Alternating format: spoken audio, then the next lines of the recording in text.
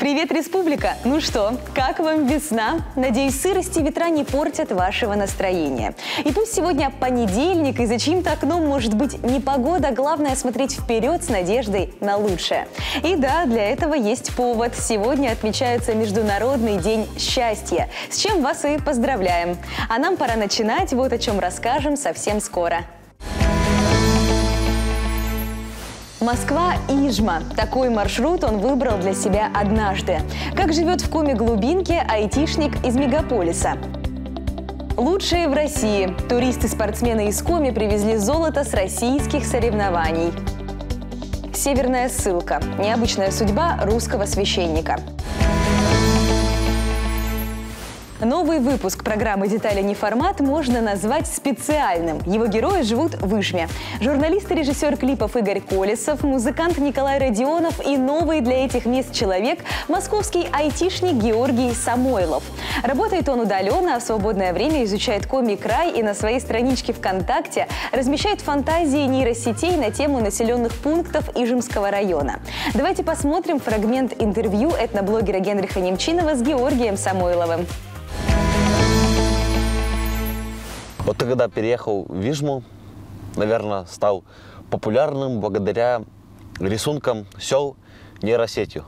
Но я не знаю, стал ли я популярным, я просто решил попробовать, вот, разместил у себя это на странице. У тебя потом просто все растаскали практически. Да, и все растаскали. Я не думал, что это вызовет такой ажиотаж, но я надеюсь, что я сделал жителям нашего района приятное. Нейросеть — это такая неисследованная еще площадка. Как это ты делаешь? Человеческий мозг — это разновидность нейросети вообще, ну, конкретно частный ее случай, вот, и нейросеть, соответственно, это компьютерная программа, которая имеет способность к обучению. Загружаешь запрос, какой тебе нужен, загружаешь описание поселка, вот, и он, соответственно, отрисовывает по твоему запросу какую-то картинку. Ага. Спасибо тебе большое за разговор. Да, пожалуйста. Я думаю, мы с тобой еще подружимся. А сейчас мы хотим рассказать о важной победе. Впервые за историю спортивного туризма Республики Коми наша сборная заняла первое место в общекомандном зачете субъектов Российской Федерации. Соревнования прошли в республике Марий-Эл. Там прошло первенство России по спортивному туризму на лыжных дистанциях. Как нашим ребятам удалось добиться таких высоких результатов, сейчас узнаем. Максим, первым делом поздравляем с такой победой. Насколько она значима для нас? Это очень значимая победа для нашей республики и для нашего центра в целом, потому что это первая победа в группе 14-15 среди юношей и девушек. Как удалось попасть на первенство? Были какие-то отборочные этапы? Да, конечно, наши все ребята проходили в первую очередь это городской этап, потом республиканский, дальше был северо-западный у нас федеральный округ соревнований, и после этого мы поехали на первенство России. Как считаешь, в чем секрет успеха нынешнего выступления? Только в упорной работе всех спортсменов, тренерского состава, руководящего нашего состава, только в упорной работе. Какие там были задания, дистанции? Все-таки еще на лыжах все это надо было пройти, да? Да, действительно, все соревнования у нас проходили комбинированные, то есть это преодоление технических препятствий и передвижение на лыжах. Дистанции были личная дистанция, где спортсмен преодолевал дистанцию в одиночном порядке, дистанции связок и дистанция группа, где 4 человека уже вместе преодолевали технические препятствия. А дистанции по километражу какие были? На этот раз на первенстве России были в этой группе представлены длинные дистанции, это 7 километров на лыжах с преодолением технических препятствий. Для такого возраста достаточно серьезные дистанции были. А в команде больше девочек, мальчиков? Вообще сколько членов в команде и кого больше? Так, у нас, если я сейчас не ошибусь, пусть меня потом поправят, у нас было 10 юношей и девушек. Это по 5 девушек и 5 юношей. В принципе, равный состав был, и все ребята показали достойный результат. открой секрет, кто лучше справлялся с дистанциями, мальчики или девочки? Ну, мне кажется, все-таки девушки у нас лучше справлялись с дистанциями, потому что им удалось у нас показать еще и хорошие результаты в личной дистанции. Призовое место у нас заняла Ким Игнесса, первое. А у мальчиков мы остановились в шаге от пьедестала на личной дистанции, но свое наверстали уже на остальных дистанциях. Ну вот знаю, что у вас большой объем снаряжения с собой, да? Сколько весит снаряжение вот у спортсмена, который выходит на дистанцию? А по-разному. В общем, комплект снаряжения на личную дистанцию может варьироваться от 4 килограммов и до 10, в зависимости от класса дистанции и от уровня дистанции, которую проходит спортсмен. Это вот в таком возрасте, 14-15, надо с этим еще бежать, что-то делать? Да, действительно, у нас такой, как говорят, у нас лошадиный вид спорта, потому что приходится очень много бегать с таким снаряжением. А как ребята вообще приходят в этот вид спорта? Педагоги набирают детей с разных школ и увлекают таким занимательным видом спорта. У нас же ведь не только дистанции, мы не только преодолеваем технические препятствия, мы также ходим в походы, занимаемся какими-то культурными мероприятиями. Все это ребятам нравится, и они постепенно приходят к спорту, к нашему, к дистанциям. То есть, получается, можно сказать, что этот вид спорта, по сути, потом его навыки могут пригодиться и в жизни? Да, конечно. Вот как я на моем личном примере могу сказать, я занимался этим видом спорта, и после этого связал свою жизнь со спасательной деятельностью в нашем республиканском спасательном отряде. Также и ребята в будущем могут стать спасателями или другими профессиями заниматься, которые связаны с этим видом спорта. Хорошо, когда следующие старты, когда нам болеть за вас? Следующие старты у нас выезжает взрослая сборная. Вот также мы едем сейчас на чемпионат России по спортивному туризму. Это самые статусные соревнования в году. В этом году они проходят в Республике Карелия и город Петрозаводск. Ну, там очень красивые места. Желаем, чтобы были и у вас тоже красивые места по возвращении. Желаем успехов. Все, спасибо вам большое. В селе Нерицы Усть-Цилимского района продолжается строительство храма-часовни в честь епископа Вятского и Глазовского Виктора Островидова, причисленного к лику святых новомучеников и исповедников российских. В 30-е годы прошлого века он находился здесь в ссылке. Суровые условия севера, голод сказались на здоровье священника. Он умер в Нерице в 1934-м. Подробнее об Усть-Цилимской ссылке владыки Виктора Островидова смотрите в нашем репортаже. Епископа Виктора Островидова большевики Вятки начали преследовать в 1920 году. Аресты, заключение ссылки. В 1928-м его отправили в Соловецкий лагерь особого назначения. На допросах он не оговорил ни себя, ни других. Студентом попал на Соловки Дмитрий Лихачев. В его воспоминаниях владыка Виктор упоминается не раз. На Соловках был удивительно привлекательный владыка Виктор Вятский. Он был очень образован, от него исходило какое-то сияние доброты и веселости. Однажды вышел приказ всех заключенных постричь и запретить ношение длинных одежд. Владыку Виктора, отказавшегося этот приказ выполнить, забрали в карцер, насильно обрили, сильно поранив лицо, и криво обрезали снизу его рясу. Он шел к нам с обмотанным полотенцем лицом и улыбался. После Соловецкого лагеря исповедника веры сослали в Усть-Цильму. В начале 30-х годов жил он вот в этом доме в местечке Каравановка. Комнату на верхнем этаже нам показал хранитель родового дома Сергей Леонидович Мяндин. Во времена репрессий в 1931-1932 году здесь жил священник Виктор Островидов. Некоторые даже вот люди приходят, которые вот, я не знаю, вот, которые связаны с этим вот таким. Они заходят и говорят, что пахнет ладаном. Дальше ссылка в Усть-Цилимское село Нерица. Владыка помогал в хозяйственных работах, беседовал с крестьянами о вере, часто удалялся в тайгу для глубокой молитвы. Вскоре он простудился, заболел воспалением легких и умер. Спустя 60 лет, в 1997 году, на сельском кладбище священники Московской патриархии отыскали крест, на котором по дереву было выцарапано «Епископ Виктор Островидов». Мощи отправили сначала в Москву, а потом перенесли в Киров, в Свято-Троицкий женский монастырь. В 2000-м архиерей был причислен к лику новомучеников и исповедников российских.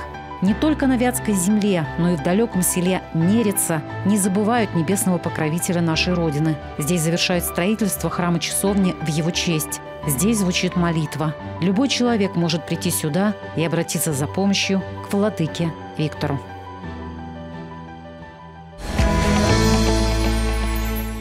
2023 объявлен президентом России годом педагога и наставника.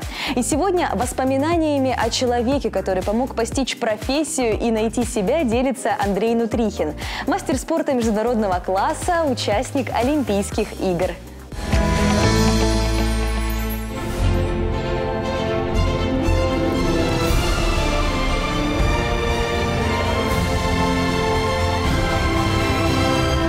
Наставников в спорте всегда несколько, начиная от первого тренера и заканчивая тренером сборной команды. Все они, конечно, дороги сердцу, все вкладывают душу. Когда я начал показывать высокие спортивные результаты, был молодым спортсменом, Тимофеев Владимир Данилович, сейчас уже заслуженный тренер России, взял меня в команду как молодого перспективного спортсмена на Центральном совете трудовых резервов, который, в общем-то, я и выигрывал на тот момент. По сей день мы находимся рядом. Он сейчас является моим руководителем, ведет две команды: юниорскую сборную России и сборную России молодежную до 23 лет, в которой, в общем-то, я сейчас уже являюсь тренером. И также набираю молодых спортсменов. Конечно, очень приятно, что вот наш такой союз длится такое продолжительное время. И очень здорово, что я знаю этого человека, я могу на него полностью положиться. Владимир Данилович – это, конечно, высшая степень организаторских способностей. И вот эта вот его организационная жилка, конечно, очень заметна. И всем своим воспитанникам он пытается это передать. Он остается для меня большим преподавателем, большим учителем. Мне много еще стоит поучиться у него. Мы по сей день являемся его спортсменами, его воспитанниками, его спортивной семьей.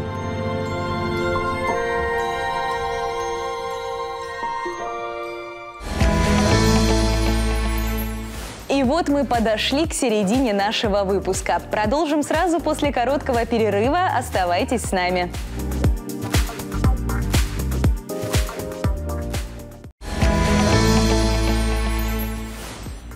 И снова мы в эфире. Всем привет, кто только подключился. Впереди подборка интересной и полезной информации. Поехали! Лечить словом. Когда борешься с тяжелой болезнью, без поддержки не обойтись. Интеллектуальный отдых. Почему стоит послушать подкасты Национальной библиотеки Коми. По лесам, по полям. Тренировка по поиску потеряшек. Весной многие меняют свой режим питания. Куда направить вектор своих вкусовых и диетических предпочтений? Возможно, стоит обратить внимание на средиземноморскую диету. Выявлена очередная ее польза. К примеру, такой режим питания помогает снизить риск развития деменции на 23%. Результаты исследования, подтверждающие это, были опубликованы в одном из известных медицинских журналов. Напомним, что средиземноморская диета – определенный рацион, богатый морепродуктами, фруктами, орехами, злаками и жирами. О пользе такого режима питания для здоровья говорилось и раньше, но новое исследование примечательно тем, что стало крупнейшим из проведенных. Иногда одно теплое слово поддержки может спасти человека. В этом уверены организаторы благотворительной акции «Письма поддержки. Ты сможешь». Суть проекта в том, чтобы обычные люди написали письма с добрыми и исцеляющими словами тем, кто сейчас проходит лечение от онкологических заболеваний. Больше месяца волонтеры собирали письма и на днях вручили их адресатам. Несколько посланий передала и наша съемочная группа. Наша акция как раз проходит к концу, она проходила весь февраль. Люди писали письма, наши девочки писали, участницы проекта письма, волонтеры писали письма вместе с детьми. У нас достаточно писем, есть рисунки детские. Участница благотворительного проекта «Ты сможешь» Елена Смоленцева везет необычные письма пациентам Коми республиканского онкологического диспансера. В яркой весенней коробке тепло, ободрение и много поддержки. Первой послание от волонтеров получила Наталья. На лечение она приехала из Вуктыла. «Все будет хорошо», сразу бросилась в глаза. «Конечно, будет», смеется Наталья. Она искренне верит в силу оптимизма. Жизнь после такого диагноза, она как-то идет до и после. И вот осознание того, что действительно оптимизм, и да, что этого тебе не хватало до, вот ты этого не использовала, когда у тебя все было хорошо. И только сейчас понимаешь, чего ты лишилась, что это действительно очень важно. И не только к самому себе, а и к своим близким, к своим родным, к своим соседям и так далее. Вот действительно оптимизм. И самое главное, не все будет хорошо. Это будет когда-то, а все идет хорошо. Письма написаны от руки, чтобы максимально передать добрую энергию. Из разных городов Коми и даже соседних регионов. Поддержка от тех, кто уже справился с онкологией, тем, кто пока еще на пути к исцелению, особенно важна. Это подтверждают и врачи. Душевный настрой пациента однозначно повышает шансы на выздоровление. Психоэмоциональная поддержка наших пациентов – это очень важно, поскольку настроение позволяет улучшить самочувствие пациентов, ну и, соответственно, продлить жизнь. На постановке диагноза, на моменте лечения жизнь не заканчивается, что существует большой пласт жизни дальше, после того, как они выйдут из стен учреждения. Это не первая поддерживающая акция от проекта «Ты сможешь». Осенью волонтеры разместили в разных клиниках региона плакаты с фотографиями и рассказами тех женщин, что смогли победить болезнь. Своеобразные маячки надежды. И сегодня в онкологический диспансер привезли новые лица и новые вдохновляющие истории. В руках Настасьи Петровой плакат, еще пахнущий типографской краской. На нем ее портрет и ее победа. Я сегодня увидела первый раз свой плакат в готовом исполнении. Очень нравится. Да? Я здесь тоже изложила свою историю непростую. Вот. И действительно, позитив, он побеждает все. То есть главное верить в лучшее, полюбить себя, знать, что это временные трудности, мы их так называем.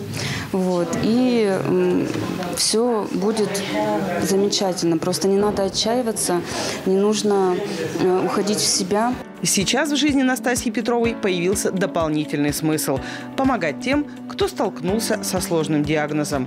И наблюдать, как грусть в глазах сменяется искрами жизни и надежды. Дорогой друг, мы живем с тобой в одной республике на севере. Это значит, у нас сильный и стойкий характер, это точно. Я верю, что ты справишься, и все у тебя будет хорошо. Посылаю тебе лучи добра, верю в тебя, ты сможешь. Очень хорошее послание. Лариса Федорова и сама не теряет присутствие духа, и соседей по палате ободряет. Автор песен под гитару из Усогорска сразу же обменялась контактами с волонтерами. Вот так и пополняются ряды благотворительного проекта «Ты сможешь». Год назад все началось с 3 женщин, которые, поборов болезнь, решили помочь и другим. Теперь в проекте 500 человек и 2 города – Сыктывкар и Ухта. Мастер-классы, встречи с психологами, да просто смех за чашкой чая. А теперь еще и письма поддержки. Эту акцию решили сделать традиционной, ведь в каждой семье должны быть свои традиции. А сообщество «Ты сможешь», по признанию участников, за год ею и стало. Дружной, любящей и поддерживающей семьей. Подкасты. В последние годы этот формат стал невероятно популярен. Аудиозаписи на разные темы можно слушать в любом месте. Уже 3-й год подряд этот формат общения с читателями использует Национальная библиотека Республики Коми. Интересно, что все свои подкасты там пишут, основываясь на книжных источниках, исторических и познавательных. Как пришла идея такого формата сотрудникам главной библиотеки Коми, узнал мой коллега Андрей Кабишев. Ольга, добрый день. Добрый день. Рад вас видеть. Давайте напомним нашим телезрителям, расскажем, что такое подкаст. О, это очень просто. Это аудиофайл. Мы знаем, что такое радиопередача, телепередача, а это такая же передача, только вы можете ее скачать с любой платформы, где размещаются подкасты, и слушать ее в любом режиме. Ускорять, замедлять, прослушивать заново. И подкаст – это всегда авторский продукт. Он может быть подготовленным, неподготовленным. Это может быть интервью или монобеседа. То есть это может быть просто история или вот болтовня, но обязательно обязательно регулярная. О чем в своих подкастах вы делитесь с читателями, например? Вы знаете, просто с самого начала мы оказались в ситуации капитального ремонта, когда бы нашего читателя частично потеряли. И мы решили выйти на более широкую аудиторию, и таким образом этот онлайн-продукт позволяет нам обрести виртуальную аудиторию, медиа-читателя или слушателя. И поэтому подкаст, собственно, был готов к юбилею республики. Мы решили каким-то образом это отметить и придумали вот такой тематический подкаст, который назывался «Год 1921. Передаем сигналы прошедшего времени». А где можно, например, скачать эти подкасты? Все это есть на нашем сайте. И именно в разделе «Ресурсы» вы найдете чуть-чуть пониже, в этом меню вы найдете подкасты. Все выпуски находятся там. А вот что касается юбилейного подкаста, тут хочется немножко добавить, что мы говорили о том, что произошло в мире 100 лет назад, а это все возможные события в мире спорта, музыки, моды. 100 лет назад была разработана вакцина БЦЖ. Вот вы знали об этом, например. И как не поговорить об этом с главным врачом противотуберкулезного диспансера. Вот едешь на работу, да, и слушаешь эти подкасты. Причем вы сказали, что можно их ускорить, да? Да, как правило, скорость 1,3. Она самая оптимальная, потому что тараторить диктор не будет, или выступающий, или автор подкаста. Вот, а вам уже комфортнее слушать чуть быстрее. Ольга, тяжело ли вот создавать такие подкасты с технической точки зрения? Или большая ли у вас команда? Мне кажется, самое трудное – это все-таки придумать бренд, логотип, название, идею, которая не надоест. У вас будет достаточно материала, у вас будет достаточно надежной книжной основы. То есть вы не будете из интернета потихонечку тащить информацию, а вы сами все это найдете, отсортируете. Вот это самая трудная сторона. Вторая по сложности для меня – это музыкальный фон, музыкальное сопровождение. То есть так, чтобы музыка все время соответствовала истории, чтобы она подчеркивала ваши эмоции, чтобы вы реагировали, вы грустили, веселились, восторгались, и музыка вам в этом помогает. Тон, да? Да. А техническая сторона, смартфон позволяет записывать шикарные аудиофайлы. Главное — найти очень тихое, звукоизолированное место. О чем будет следующий подкаст? Тут мы придумали и вытащили из нашего книгохранения. У нас 7 ярусов книгохранения, старые журналы. Это ужасно интересно. То есть, представьте, ретро-новости из мира науки. Например, сейчас я держу журнал «Знание. Сила» за 1950 год. Класс. То есть вот здесь половина подписки за 1950 год.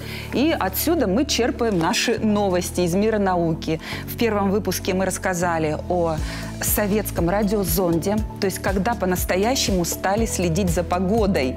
И что это вообще такое, что это за устройство. Мы рассказали о богатствах, о рыбных богатствах Амура, и в том числе о наших речных богатствах. Все на основе журнальных публикаций. Ну и другие такие маленькие новости. Второй выпуск был о трясении Земли. Да, и там самая удивительная история о подвиге моряков, военных моряков Балтийского флота в 1908 году, когда они пришли на помощь Мессине, город на Сицилии, который пострадал от самого разрушительного землетрясения в Европе. То есть вот подкаст — это не только развлекательный момент, но еще и образовательный, и даже познавательный, да? Я не устаю повторять, что лучшее образование — это самообразование. И не теряйте, у вас есть 20 минут, когда вы занимаетесь механическим трудом. Не теряйте это время. Да, попробуйте его наполнить совсем неведомой для вас темой. Для меня эти темы также невероятно интересны и новые. Я не знаю, куда меня завернет эта история. Но помните, здесь всегда немножко из классической литературы, немножко из настоящих книжных источников. В общем, друзья, слушаем подкасты и образовываемся. Ольга, спасибо, что пришли к нам в гости. Спасибо вам. В Сыктывкаре собрали добровольцев для сотрудничества с МЧС. Они будут помогать при ликвидации чрезвычайных происшествий природного и техногенного характера, экологических катастроф, а также в поиске пропавших людей в природной и городской среде. На одной из тренировок побывал Северин Арпа. Вернуться должны были 11.03 до 15 часов дня. На связь они не вышли. Значит, что получается? Провизия у них на 1,5 суток. По легенде учений поступила ориентировка о пропаже 2 рыбаков. Они отправились на весеннюю рыбалку с ночевкой вблизи Эжвы, но к назначенному времени домой не вернулись. Добровольческий поисковый отряд собрался на брифинг для обсуждения общего плана действий. Далее выдвижение на место ближе к зоне поиска. Там организуется оперативный штаб. Отсюда будут вести руководство операции, здесь же обеспечат питанием, а в случае затяжных поисков организуют место отдыха. Но пока об отдыхе речи нет. Водную даю. То бишь, выдвигаетесь на эту сторону реки, на ту сторону реки. Принято. Поднимаетесь в бугор, поворачиваете сразу направо. Сейчас идет совещание в оперативном штабе, даются вводные по поиску наших пропавших людей. И в скором времени выдвинемся на уже конкретные поиски. Далее. Квадрат N9. N9, N8. Да. Квадрат М8. М8. Квадрат М9. Определяются квадраты на карте, где будет вестись поиск пропавших рыбаков. Далее отряд выдвигается к точке начала работ. Передвижение группы происходит пешком и на снегоходах. Короткое совещание на месте. Ваша задача выдвинуться вот сюда. Грамотно ставите цепь. Да.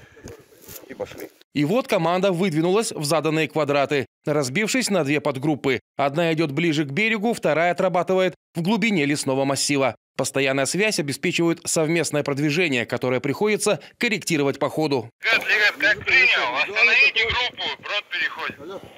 Не проходит и получаса, как поступает обнадеживающее сообщение.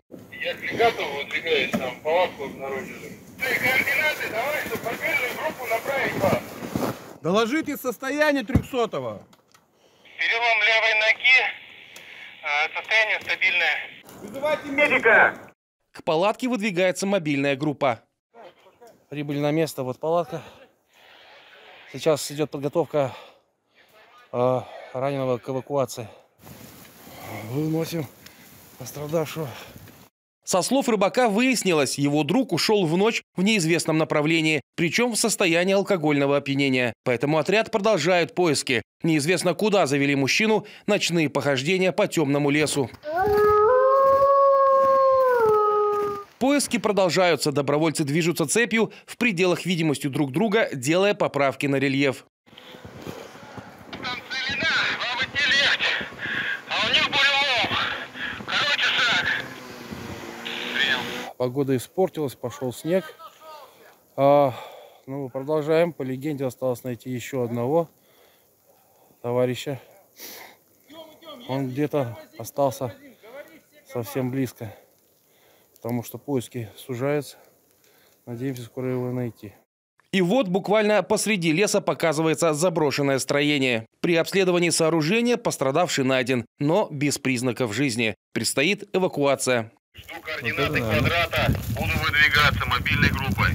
В реальной жизни подобные ситуации, к сожалению, происходят чуть ли не ежегодно. Теряются взрослые дети как поодиночке, так и группами. В такие моменты счет идет на часы и минуты. Случается так, что помощь удается оказать не всем. К счастью, в нашей ситуации это была только легенда учений. По их окончании добровольческий отряд вернулся в оперативный штаб без потерь и был вознагражден горячим обедом. Впереди у него новые тренировки и полевые выходы. А вы берегите себя. Вот и все к этому часу. Всем хорошего настроения и до встречи в эфире. Пока, Республика!